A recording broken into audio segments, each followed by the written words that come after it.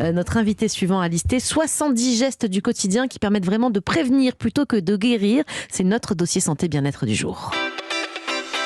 Europe 1, bien fait pour vous.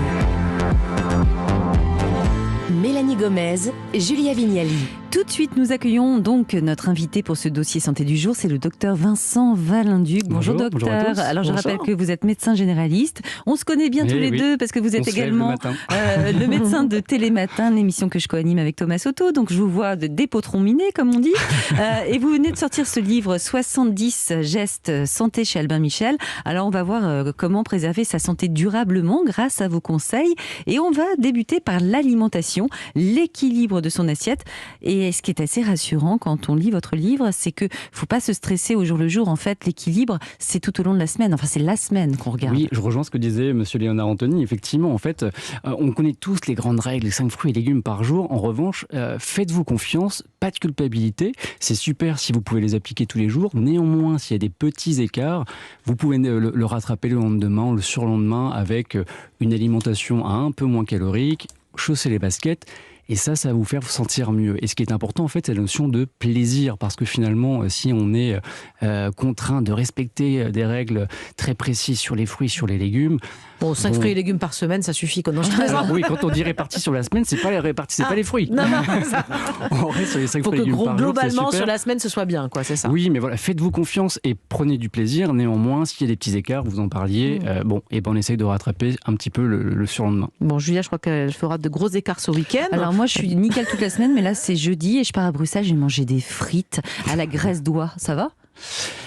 Ça va, en fait, on ne tient pas d'Excel. Il y a eu un petit moment d'hésitation quand même. Et plusieurs fois par jour. Merci. C'est vrai. Non, mais si ce week-end, je veux dire, en tout cas, encore une fois, dans cette idée de semaine équilibrée, pas forcément de week-end équilibré. Si ce week-end, elle fait des gros craquages, elle se rattrapera la semaine prochaine. C'est pas un drame. Bien sûr, voilà. Effectivement, il y a cette notion de plaisir et n'allez pas culpabiliser. On le fait tous, on l'a tous fait. Non, j'imagine, Julie. Mais non, bien sûr. Elle a mis un week-end très rose. Alors, un autre geste, c'est de limiter sa consommation de viande rouge. Vous en parlez dans le livre. Est-ce que c'est si mauvais que ça ? Franchement, on devrait tous devenir complètement végétarien ? Alors, limiter sa viande rouge ne veut pas dire ne pas manger de viande. Attention, l'OMS en fait rappelle que manger plus de 500 grammes de viande rouge exposerait à c'est deux steaks, 3 steaks, 4 steaks, ouais. Ça pourrait exposer à des types de cancers colorectaux notamment, et puis aussi le diabète de type 2. Donc c'est pour ça qu'on vous demande de limiter la consommation de viande rouge. Au profit de quoi, par exemple ? Plutôt de la viande blanche, comme de la volaille. Mais pas arrêter, donc c'est pas ce que vous dites. La viande rouge, on va pas être, je veux dire, très strict, mais si vous pouviez éviter de dépasser les 500, c'est super. Et puis privilégier la viande blanche, le poisson aussi, c'est très bien, les œufs. Et quand on parle de poisson, si vous pouviez faire deux poissons par semaine, dont un poisson gras.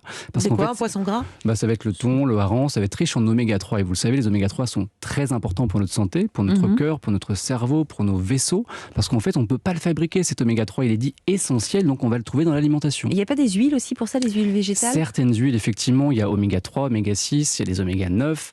Vous avez l'huile d'olive. Voilà, il y a plein de choses. En revanche, sur les huiles, il faut faire attention parce qu'en fait, il y a l'alimentation, c'est important. Vous pouvez le mettre dans l'assaisonnement. En revanche, sur la cuisson, certaines ne sont pas super, voire mauvaises, notamment l'huile de colza, l'huile de noix.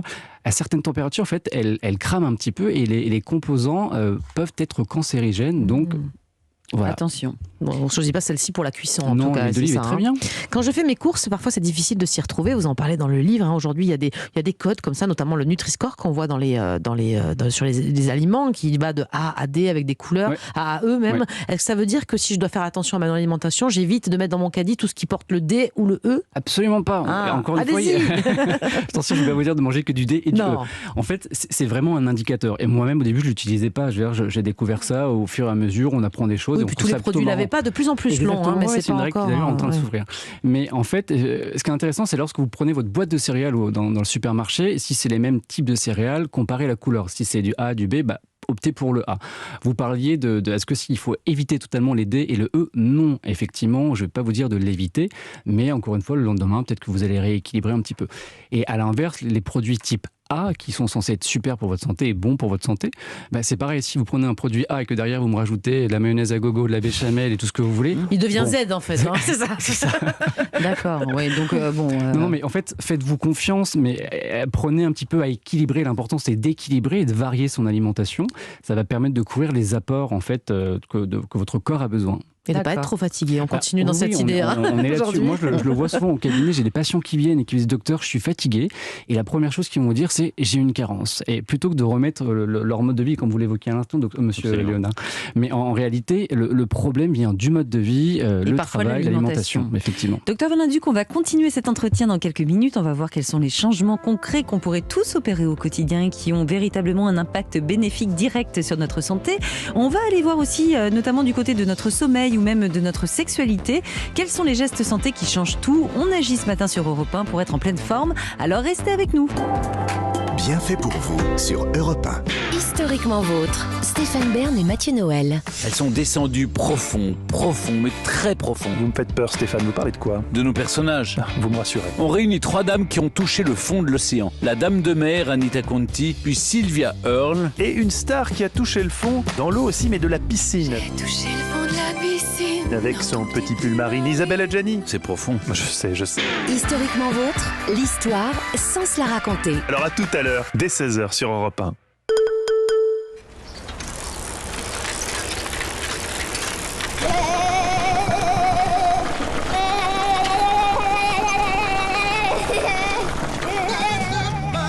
Le vélo rend les pavés meilleurs. Chez Decathlon, nous rachetons votre ancien vélo adulte ou enfant. Et jusqu'au 14 novembre, nous vous offrons en plus une carte cadeau de 15 € pour toute reprise. Valable pour les vélos en bon état. Conditions sur le site occasion.decathlon.fr ou dans les magasins participants. Leclerc. En vacances, les enfants mangent tout et n'importe quoi. Il faudrait que je les reprenne en main, mais sans passer ma vie dans la cuisine. J'ai exactement ce qu'il te faut. 34% de réduction immédiate sur les produits Bonduelle. Ah, des légumes, sains, variés, pas chers. Parfait, ça. Et avec Bonduelle, c'est super simple. Tu ouvres, tu réchauffes ou pas, et à table. Tout ce qui compte pour vous existe à prix Leclerc. Les 4 et 5 novembre, modalités, magasins et drive participants sur www.e.leclerc. Pour votre santé, bougez plus. Quand Poltron Sofa est avec vous, il se passe des choses merveilleuses. Jusqu'à samedi, nous vous offrons des conditions incroyables. Jusqu'à 1500 € de remise sur toute la collection et la livraison est offerte. Dernier jour, samedi. Poltrone Sofa, authentica qualità. Et voilà! Qualité authentique, vérifiez conditions en magasin.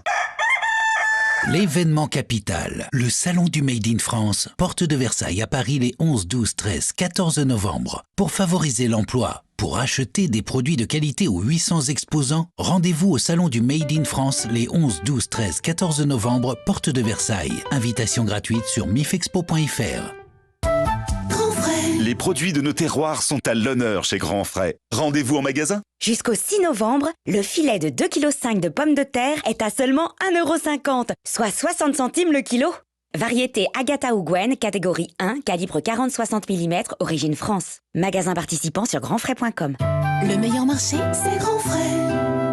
Un choix de plus de 300 fruits et légumes chaque jour. Annoncez la couleur et aussi le style. Kiabi dit oui. Manteau long, trench, blouson, doudoune. Le froid est de retour et les nouvelles pièces de saison aussi. Découvrez dès à présent la nouvelle collection de manteaux chez Kiabi, en magasin et sur kiabi.com. Une collection pour toute la famille, toutes les morphos, tous les styles et toujours à petit prix. Kiabi dit oui. Conditions magasin et kiabi.com. Bien fait pour vous, on revient très vite sur Europe 1 avec notre dossier santé du jour. C'est 70 gestes du quotidien qu'a listé pour nous le docteur Valenduc. C'est notre credo bien souvent ici, mais ce matin encore plus. On vous explique concrètement comment prévenir plutôt que guérir. Renault, longue vie aux voitures à vivre. Souvent les gens me disent « Oh José, mais qu'est-ce que vous nous avez fait rire tous les soirs ?» Mais bon, ça, c'était avant. Mais d'où avant? Je suis toujours en pleine forme, moi. Tout fonctionne bien, regardez-moi cette patate. Bah oui, je m'entretiens. C'est important l'entretien. Pour votre véhicule de plus de 3 ans, chez Renault Car Service, bénéficiez de la révision éco avec 38 points de contrôle, vidange et remplacement du filtre à huile à partir de 99 €. Qui mieux que Renault peut entretenir votre Renault? Offre réservée aux particuliers, conditions et prise de rendez-vous sur Renault.fr.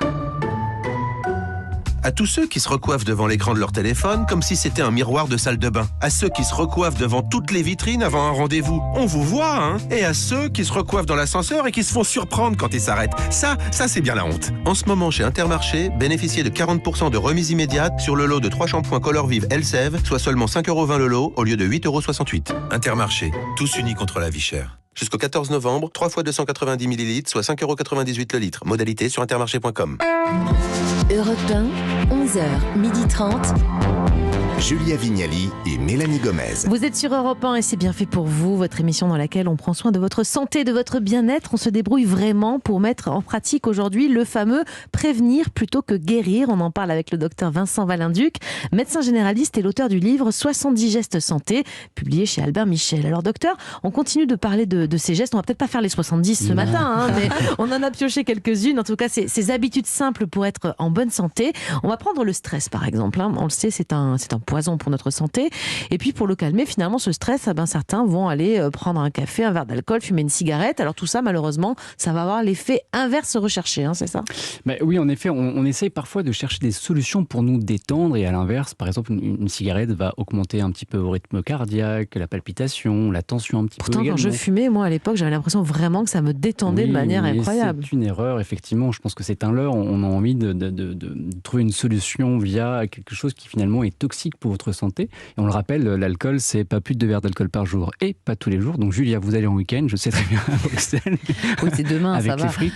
Demain, oui, pas d'alcool avec les frites, quoi. Non, mais encore une fois, mollo. Mais et on peut même dire, en fait, on peut également faire 10 verres d'alcool sur la semaine, mais pas tous condensés non plus, quoi. Ah, vous voulez dire que si on doit boire un peu, toujours avec modération, 10 verres en 3 jours, c'est bien pire que 2 verres par jour? En gros, les recommandations, c'est celle-ci. C'est 2 verres d'alcool tous les jours et pas tous les jours. En gros, pas plus de 10 verres, pas d'alcool par semaine. D'accord, j'ai compris. Ouais, alors vous donnez aussi plein de bons conseils pour améliorer notre sommeil. On apprend par exemple dans votre livre qu'il ne faut pas s'endormir avec les pieds froids. C'est quoi cette histoire? Oui, je vais vous faire plaisir. Vous avez le droit de garder vos chaussettes pour ceux qui ont les pieds froids. Ah, génial. Ah, ouais.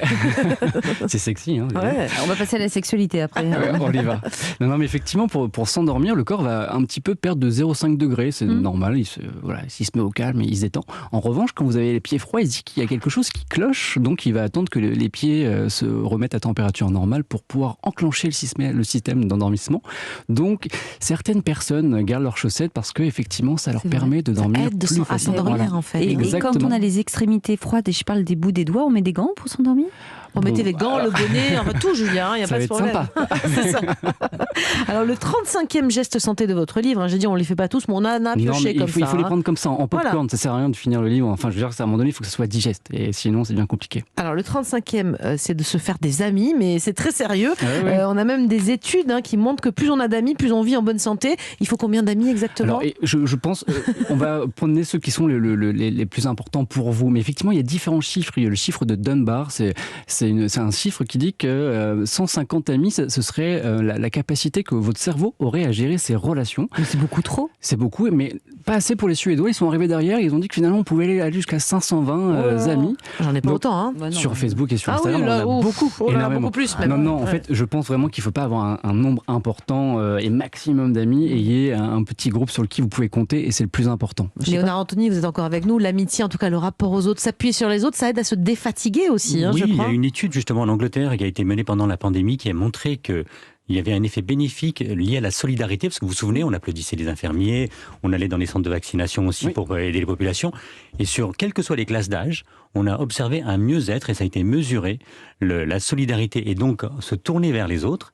donc on parlait de 150, mais ça peut être aussi un moment dans sa vie, eh bien ça nous soulage et ça nous apporte vraiment une différenciation dans notre façon d'exister. Le lien social, en fait, c'est le lien social qui vous permet de sécréter des hormones de bien-être, d'endorphines, d'ocytocine, et ça c'est bon pour votre cœur et votre système cardiovasculaire. Alors je pense qu'il y a un autre truc qui aide à sécréter des belles choses, c'est le sexe. Allez, voilà, au-delà du plaisir qu'il procure, c'est aussi un très bon moyen de rester jeune apparemment. Alors comment ça fonctionne? Alors c'est une étude effectivement qui est sortie il y a quelques années en Angleterre qui rapportait qu'avoir 3 rapports sexuels par semaine permettait d'avoir l'air un petit peu plus jeune. C'est beaucoup. Elle est fatiguée d'avance. Vous mettez ce chiffre de côté, quoi qu'il en soit, l'activité sexuelle, elle est bonne encore une fois pour le cœur, ça c'est du sport en fait, c'est ça un peu. Oui, ça équivaudrait même à monter de façon assez soutenue 2 étages. Donc, et ça, votre cœur vous en remerciera. On peut aussi arrêter l'ascenseur l'ascenseur est... Mais d'ailleurs, aujourd'hui, voilà, pour venir, quand vous voyez un escalator, prenez plutôt les escaliers. Oui, voilà. C'est différent de la sexualité, mais c'est bon pour votre cœur. Mais la sexualité, ça a voilà, différents points positifs. Il y a de nombreuses études aussi qui ont rapporté qu'avoir 21 éjaculations mensuelles permettrait de protéger de 30% le risque de cancer de la prostate. Oui, mais ça, c'est pas forcément un rapport sexuel, ça peut être entre soi et soi. Ça peut être tout seul ou à plusieurs, effectivement. Mais effectivement, l'activité sexuelle, elle est bénéfique. Et là aussi, il peut y avoir des indicateurs qui peuvent vous dire, finalement, il y a peut-être un problème cardiaque. Il a été montré qu'avoir des pannes sexuelles, messieurs, pourrait être un élément alarmant, c'est-à-dire que si vous avez une peine sexuelle, n'hésitez pas à en parler à votre médecin, parce que ça pourrait annoncer des problèmes cardiovasculaires à venir, par l'AVC dans les années suivantes. Donc il faut en parler. Pas de honte, les médecins sont là pour ça aussi, pour gérer ce genre de problème. Alors, on va passer à un autre sujet qui nous inquiète tous, évidemment. On pioche dans votre livre, comme ça, des conseils un peu dans différents secteurs. Là, on va parler un petit peu de cancer, mais la bonne nouvelle, c'est que dépister tôt, pour la plupart des cancers, ça multiplie vraiment les chances de guérir. Quels sont les dépistages, vraiment, grosso modo, ceux qu'il faut absolument pas louper, qu'il faut faire régulièrement? Ceux qui sont généralisés, on a le cancer du sein, on a également, exactement, on a le cancer du col de l'utérus et puis colorectal. Et vous en parlez, dépister tôt, le colorectal, à 90%, il est guéri. Pareil pour le sein, à peu près, je crois. Exactement, c'est une bon taux de guérison. Donc, il faut absolument respecter et les faire, ces dépistages, parce que parfois, on peut avoir peur, parfois, on reporte un petit peu. Et la Ligue contre le cancer a rapporté que l'année dernière, 93 000 cancers n'avaient pas été dépistés. Oui, c'est énorme. Avec la pandémie, les gens n'ont pas voulu y aller ou ont des rendez-vous annulés. Donc, n'ayez crainte. Maintenant, reprenez tout reprend normalement et reprend son cours. Donc, faites les dépistages. Et puis aussi le cancer de la peau qu'il faut il faut être prudent là-dessus. Donc, consultez régulièrement un dermato pour montrer votre peau. Alors on entre dans la période propice aux infections hivernales. Quels sont les petits gestes à mettre en place pour éviter d'attraper la gastro ou de la refiler aux collègues cette année? Je suis sûr que vous les connaissez maintenant. Les gestes barrières. En fait, c'est pas que pour le Covid. Non, contre le mais COVID, oui, on a l'impression qu'on les a découverts depuis 1 ou 2 ans, mais finalement ils sont présents depuis un petit moment. C'est pour ça que l'année dernière, il n'y en a pas eu tant que ça de grippe, de gastro, etc. Donc c'est que ça marche. Ça veut dire aussi en ce moment, vu que je crois que dans votre cabinet, il y a du monde pour les gastro, les rhinos. C'est en train de revenir, la bronchiolite, gastro-rhino, c'est en train de remonter. Effectivement, je pense on se dit, bon, allez, c'est pas mal, tout va mieux maintenant. Bon, on se rend compte que finalement, non, les gestes barrières ont une importance, et vous en parliez sur la gastro-entérite. On rappelle qu'il faut absolument se laver les mains parce que c'est manuporté. Et puis, à la maison, pour éviter que on se le transmet exactement. Pensez à nettoyer les poignées de porte, à bien rabattre la lunette des toilettes avant de tirer la chasse d'eau. Et puis, et vous devriez peut-être passer entre les mailles du filet, mais voilà, respectez bien les gestes barrières. Il n'y a pas que le Covid, il y a les autres maladies également. Allez, pour terminer, peut-être un mot. On est donc dans le mois sans tabac que Julia commence à affronter, franchement, depuis avec brio. Je suis un peu sur les dents. Jours. Non, ça va. Franchement, je vous trouve super. Dans le mois sans tabac, justement, peut-être pour encourager ceux qui ne sont pas encore lancés, on a le droit de le commencer le 5 novembre. C'est pas grave si on a quelques jours de retard. Quels sont les bénéfices directs et surtout assez immédiats de l'arrêt du tabac? Effectivement, en fait, on a l'impression que l'arrêt du tabac, ça va être des bénéfices sur du long terme. Et je le vois, les patients sont impatients. C'est un des problèmes défauts, c'est que les gens sont impatients, ils veulent une solution tout de suite, un médicament miracle. Mais il faut savoir que l'arrêt immédiat du tabac, déjà, vous allez avoir des petites améliorations sur votre santé. On sait par exemple, au bout de 48 heures, le goût et l'odorat s'améliorent. Exactement. Ah, c'est vrai, je sens. Au bout de 3 semaines, 1 mois aussi, la qualité de la peau. Vous êtes lumineuse, Julia, c'est incroyable. Dans 2 semaines, donc je serai lumineuse. Encore plus. Effectivement, il y a tous ces petits points positifs et on n'y pense pas toujours. Et sur du long terme, vous en parlez. Regardez-moi, ça fait 2 ans, franchement, nickel, quoi, non? Magnifique, magnifique. Vous rayonnez dans ce plateau. Merci. Non, mais effectivement, donc là, il y a les effets immédiats. Et puis sur le plus long terme, on sait qu'au bout de 10 ans, vous diminuez de moitié le risque de faire un cancer du poumon. Voilà, donc ce n'est qu'encourageant, il faut que le du faire. Bonus. Et on le sait qu'être accompagné augmente de 70% le taux de réussite. Et là, Julia, dans le mois sans tabac, le côté collectif, c'est super. C'est hyper important. Et d'ailleurs, venez me rejoindre, venez arrêter la cigarette avec moi. Allez-y, José. Mais oui, parce qu'on est plus fort à plusieurs, je crois. Non, mais faites-vous confiance, mais soyez pas impatients, les choses vont se construire tout doucement. Merci beaucoup, Dr Valenduc, d'être venu sur notre plateau. Merci, Léonard.